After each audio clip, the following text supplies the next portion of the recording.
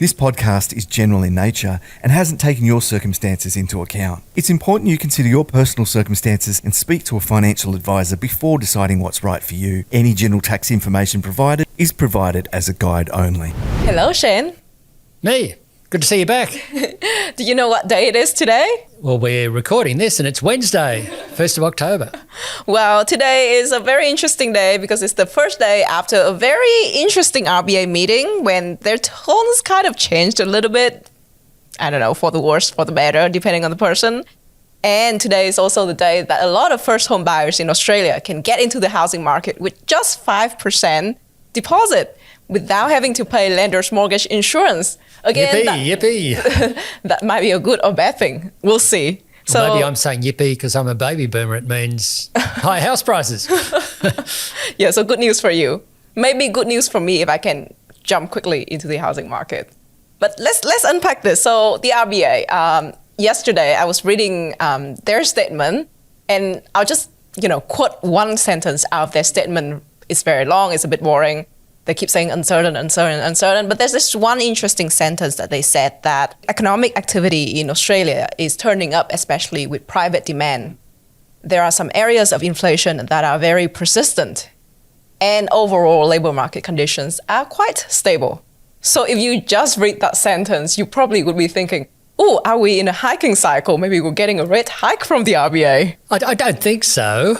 But I thought one of the most interesting questions was the one from Chris Kohler, who asked in reference to the statement that Governor Bullock made in July, where she said, after they left rates on hold, that it wasn't so much about the direction, but the timing in terms of getting rates down. And she didn't want to repeat that statement or say anything like it. But interestingly, she did say that we will have more data by the time of the next meeting, which is in November.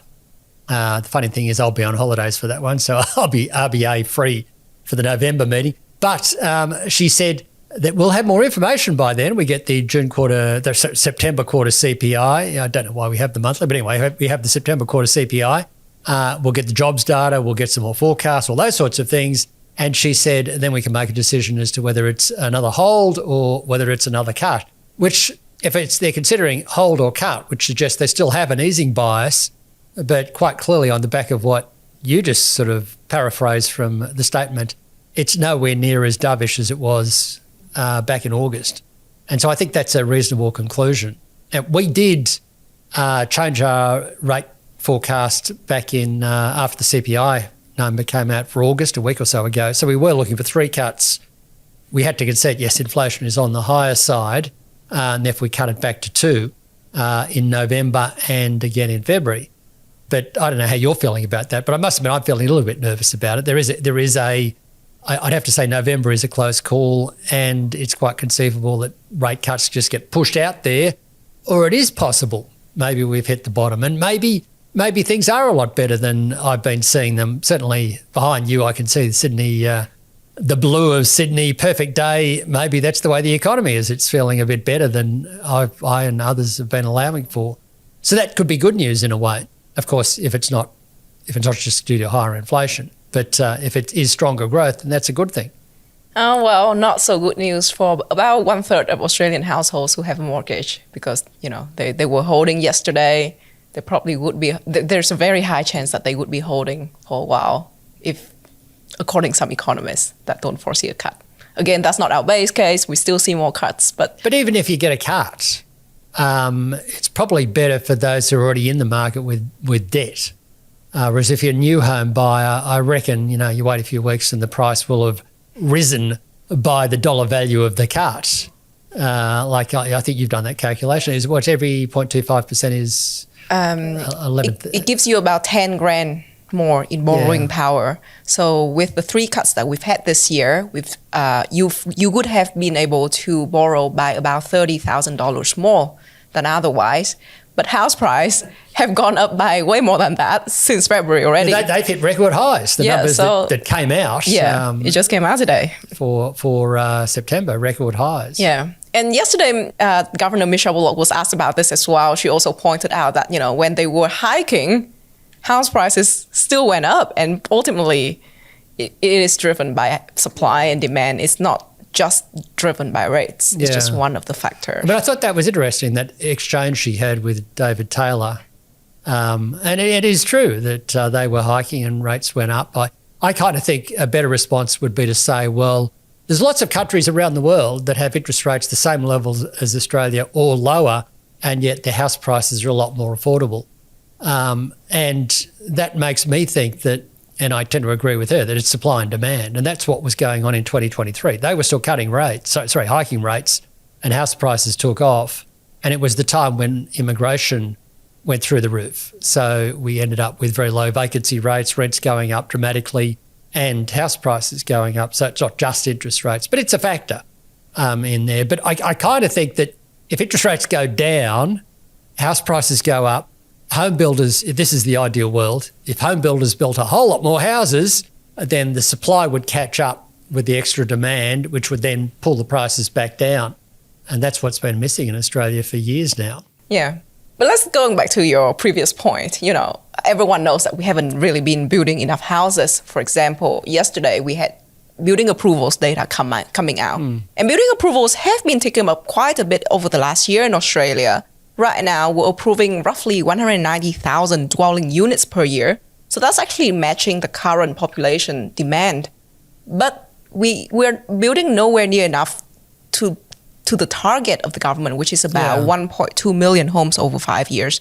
That's where we should be building if we want to make up for the housing shortage that we've accumulated over the past few years. Why is that the case? We've mentioned the fact that, building approvals have taken a lot longer and longer. There's a lot of red tape and bureaucracy involved in here. But don't other countries have that too? I was reading this report from Goldman Sachs today, and people talk about how the US has these issues too. But it just seems very severe in Australia to me. If you look at things like house price to income, Sydney is actually higher than New York in terms of house price to income multiples. It's crazy. I mean, you had a fantastic graph which showed that it takes, 50-60% longer to build a home or a unit than it did a decade ago. And that's part of it. I mean, it's all the approvals and all those sorts of issues which get... But that graph was after approvals, wasn't it? It was from the time you have the approval to the time you commence to the time you finish it. So there's a whole bunch of issues around that. I mean, I suppose I could do the old baby boomer thing and say, well, houses these days have 4 bedrooms, a Zoom room and a gym and, 2-car garage and all that sort of stuff. Whereas in my house, my parents moved into the house I grew up in. They only had 2 bedrooms. They'd park the car on the road and have to walk down a dirt path to get to the house. There was no carpeting.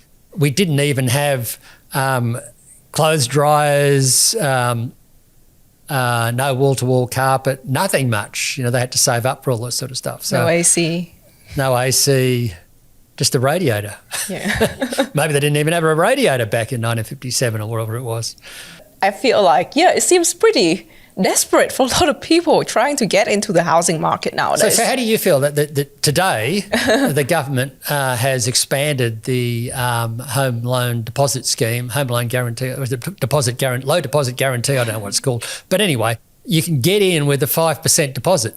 Yeah, so we've already had this scheme before. It actually kickstarted a few years ago. Yeah, it was the Morrison coalition. Yes, it was actually from the coalition government who put this forward. But now virtually everybody can get it. Yeah, back then there was basically an income cap as well as a price cap that was pretty low. But right now, the price cap for the type of homes that you can buy in under this scheme is reflected with regards to the median price in each city. So for example, median price in Sydney right now is about 1.2 million. That cap is way above that. So is it 1.5 or something? Yeah, around 1.5 million. So rich first-home buyers can get in as well with the low deposit scheme. Yeah, basically. A quick question for our listeners here, actually. I mean, if you haven't gotten into the housing market, please vote in the poll and tell us, how do you plan to buy your first home? Or if you're already in the market, let us know how you afforded it.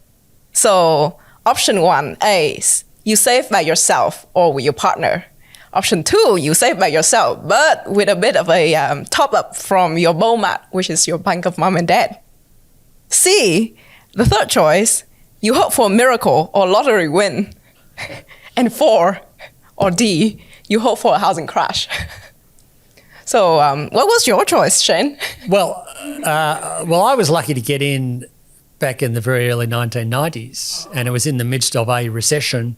So back then, home price to income, for our listeners, it was about 4 times.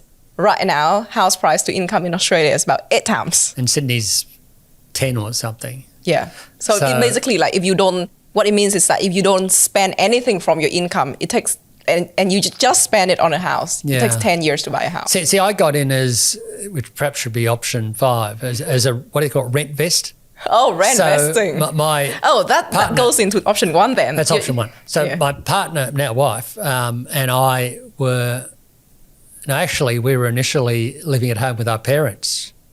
So we were trendsetters. We stayed at home with our parents for longer. And so we were able to save for the deposit, even though interest rates were higher, property prices were a lot more affordable. And then we bought the property and then rented it out. And then even when we decided we don't want to live in that property, by then we got married, or just before we got married, moved into a unit together and renting it. And then we rented out the property we bought. And then I used the power of negative gearing and those sorts of things to pay down the mortgage faster. And then that enabled us to move in. So that's how I got in. But it's a totally different ballgame, because back then interest rates were higher.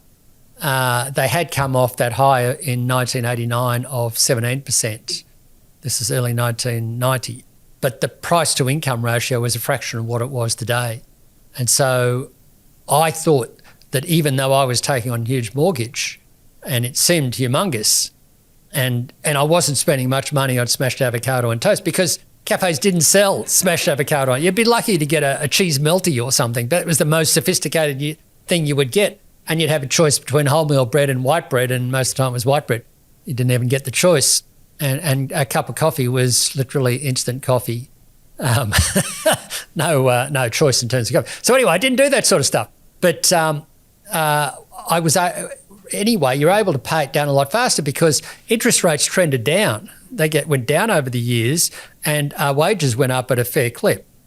And consequently, you found that within a few years, the burden of your mortgage had fallen dramatically. Whereas these days, the trouble is that's not the case, because interest rates aren't starting. This is not 1989 and 1990. They're not starting at 17%. They're starting at 5%. They got to 2 to 3% a few years ago. We're not going to go back to 2 to 3%. Yeah, so that goes back to our first conversation. So that's not going to happen. So you're stuck with a relatively high mortgage rate for some time to come, unless you get a severe recession. You don't really want that, because you might lose your job. And therefore the question is, are your wages going to go up so much that it reduces the burden of your mortgage payments quickly? And we've seen in recent times, they've been a bit better in the last couple of years, but not dramatically so. It is hard to see wages going up to, say, 5% per annum. I mean, it's been running around a bit above 3% lately. 3. So it hasn't really kept up with house prices lately. But if you're Gen Z, which you are, do you think it's fantastic that you can get into the property market now with just a 5% deposit? Okay, let's look. Do you really like the idea of taking on 95% debt? If I'm prepared right now to get into the housing market, I would absolutely love it, because, I get in early, I get in with a 5% deposit before house prices get the chance to rise further. So that benefits me. So you have to get in early. Yeah, so I should have been prepared like months ago if I want to get in now, on today, I just get it. And you did have some advance notice, because the election was back in, when was that? Back in May, yeah. And that was their policy. So you knew it was coming. So maybe people were already prepared for that, and house prices kept rising over the last few months. And, in multiple cities in Australia right now, today is sitting at a record high already. So maybe markets are already, pricing in that. And if I look at any of the other options, I feel like the only feasible or the only nice options for Gen Z nowadays is probably hoping for a crash. Because, if you rely on your BOMAT, on your bank of mom and dad to top up, if everyone does that, that pushes up demand further. So again, that does the same thing. Either you rely on the bank of government or you rely on the bank of mom and dad.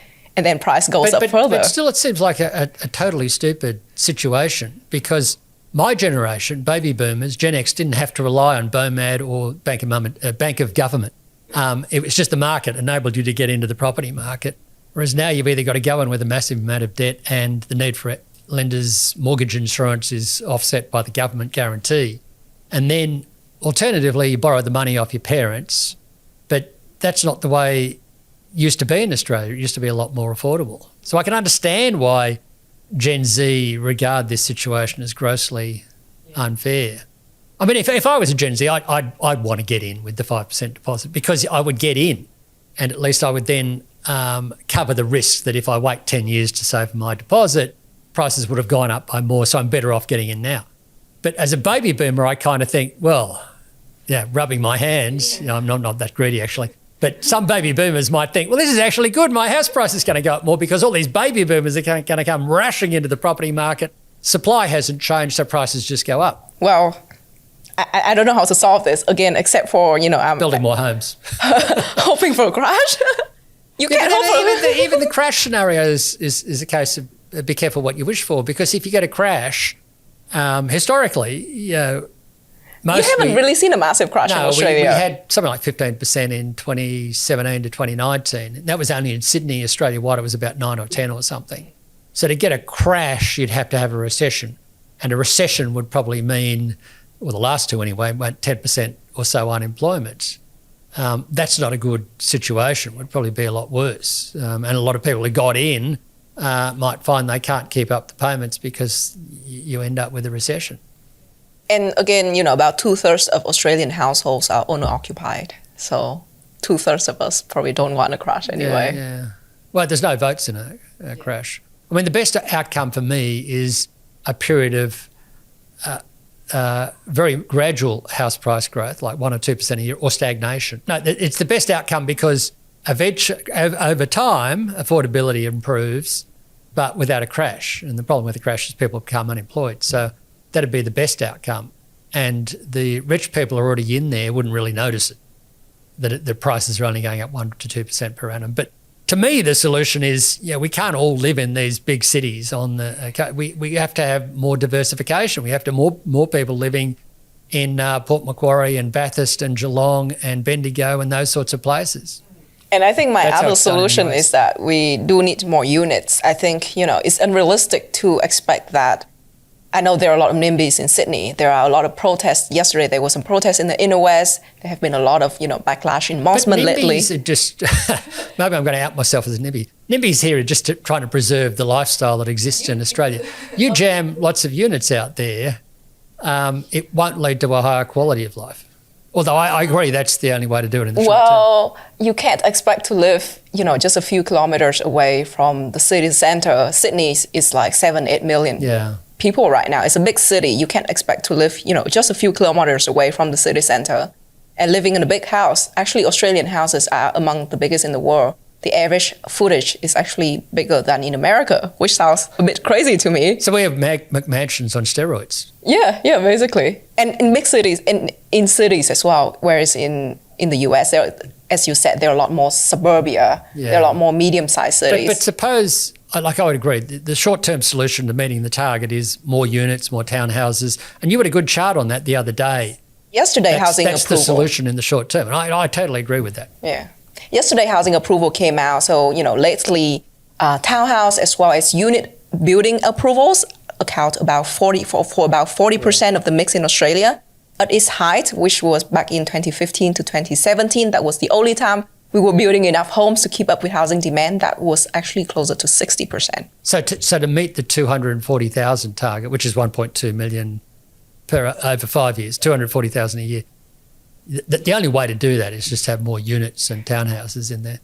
I mean, the only problem I have, I think that's a short-term solution, and NIMBYs have to cop it to some degree. But longer term, I worry that if you keep applying that solution, you'll just end up with overcrowded cities. When you try and go for a drive in Sydney on a Saturday morning, lots of it turns into gridlock. Again, it's actually crazy in Australia that 80% of us live within 80 or 50 kilometers from the coast. So most people live in the cities. That's part of the problem as well. Yeah. So that goes back to your solution. Maybe we need more medium-sized cities. develop Bathurst, Orange, develop That's right, you Geelong. need very fast rail and better road. I mean, if you'd driven out to Bathurst or Lithgow or somewhere, you have that silly bit over the Blue Mountains. Yeah. And there's... And the Blue Mountains people don't want anything built over them either. They're actually a lot of protests Well, I can there. understand that, but the road network is getting good up and down the coast, but it's still not so good if you go west. Yeah. So it's a chicken and egg problem, right? Like, do we develop the infrastructure first, or do we get more people first and then the infrastructure follows? Yeah. So it's a vexed issue. Yeah. Let's. We can go all day on this. We could. I mean, my fear is that this home deposit scheme just has the effect of pushing prices up in the short term. There's an optimistic take in there that you're helping out first-home buyers. If there's more first-home buyers, that means more home building, and that could well be the case, but it could take 5 to 10 years before that effect becomes more apparent. Yeah, so ultimately, I think our view on this not so new scheme is that it's just a patchy solutions, good for the little few, the baby boomers, and the first few who get in, but ultimately for the long term, for the country, is not such a bit good like thing. Baby boomers and Gen X politicians throwing out a few crumbs, Here you go. Eat cake. Let them eat cake. Well, okay, let's talk first about the government shutdown. Again, like, this seems impossible to hear. Like, how can a government just shut down? So the background to this is that in the US, every single financial year, so the financial year in the US starts on October the 1st, the Congress has to pass some funding legislation, pay for a lot of agencies for the next financial year. Right now, basically, in Congress, they need 60 votes to pass that legislation. So they need it's not just 50-50, they got 100 senators. Yes. And they need 60 senators to vote. Yes, and the Republicans only have 55 votes in there. So they need 5. And they lost one, I think. Yeah, so just roughly. Anyway. It need at least 5 more votes from Democrats, at least, to actually get this legislation through and actually pay for different agencies in the US government. Those are things like Medicaid or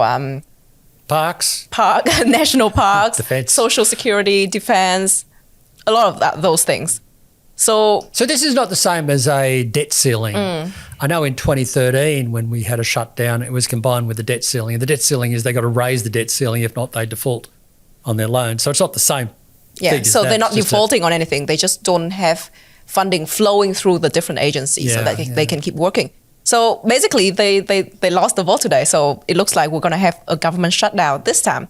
The last 3 times we had government shutdowns, they were actually all during Donald Trump's first term. The first time it lasted for 3 days. The next time only 1 day, and the final time was end of 2018, right? That was 35 days. Yeah. How was things back then? Like I was freshly into the workforce, so I don't really remember what happened. Were you in the US? Yeah. I was actually in the US. I didn't really feel it though, because guess what? Federal employees actually only account for 1.5% of non-farm payrolls. And some of them actually, they call it a partial shutdown. It's not the whole of government shutting down. So were there any impacts on markets back then, Shane? Like I remember being nervous at the time, particularly in 2013, because that involved the debt ceiling had to be increased at the same time. But the impact on economic conditions was virtually zilch because, as you said, federal employees in the US are fairly small, and it's not the whole of the government that gets shut down. I mean, the defence keeps going. If you're asking for a passport, that still happens. The airports are still staffed by traffic controllers and all those sorts of things. But I do recall back at that time, a friend of mine was going to the US, and it sounds like a friend of mine was going to the US and wanted to do a tour of the presidential libraries. I say it sounds like a friend of mine because it sounds like the sort of thing I might want to do. But anyway, as he went to each library, they're all closed because they're run by the federal government and they were affected by the partial shutdown. But economically, there wasn't much impact. And historically, if you look back at the data, you can't see much impact. And it's mainly because the shutdowns are relatively short, even if it's a month. These guys don't get paid, so they might cut back their spending, but then it catches up the next month. So what is lost in 1 month, say if this goes for a month, is made up for in the next month, and therefore if you look at the quarterly data or over a span of time, there's no real impact. Right. But I remember Donald Trump saying this on Truth Social, or in one of his speeches, is that this might be a good thing because he will lay off more non-essential federal workers this time. Well, you may, but they didn't get so far with Doge. And then because the problem is that whether you furlough them, put them on hold without pay, which is what's going to happen here, they can still come in and do their jobs, but in most cases it'll be shut down. But if you then lay them off, that's a whole different ballgame. Those people lose confidence, and those services that those people provide won't come back at all because those people won't exist. And that's why Doge didn't get very far. So I kind of think that he's bluffing. He's just trying to sound tough. And of course, there'll be a lot of this. I mean, it's apparently all about the Democrats, some would say, have lacked any spine. I know some have been standing up. The guy in California, Gavin Newsom, has been standing up, but a lot of them are all over the place. And they're trying to show that they've got a backbone here, that they can stand up to something. And the particular issue that they're annoyed about is that some Obama care subsidies, which were increased by Joe Biden, they're due to expire at the end of this year, and also some Medicare spending. And so they're hoping that those health cutbacks won't occur. So they're trying to get that reversed. And I suspect the longer this goes on and the closer we get to the cutbacks, then the Democrats may get some political advantage out of this. So that's why they're trying to stand up. They're thinking, well, if we go to the barricades on this issue, healthcare, then we might get some votes in that.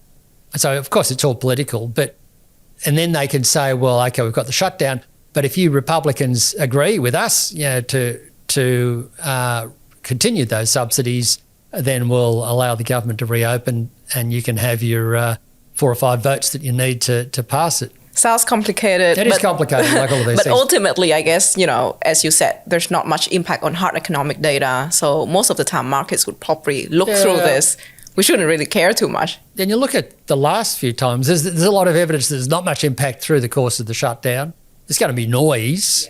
Yeah. I think the markets knew that it was coming in the last few days, so it's hardly a surprise that this is happening. But you can't see a lot of evidence. You go back through time, earlier in the 70s, I think the Reagan ones you referred to, a lot of them did go down. The share market did go down during the shutdowns, and then in the subsequent years it's been very mixed. In fact, in those shutdowns in the last couple of years, the share market's actually gone up through that period, so it didn't really have much impact. By the dip. Could be by the dip.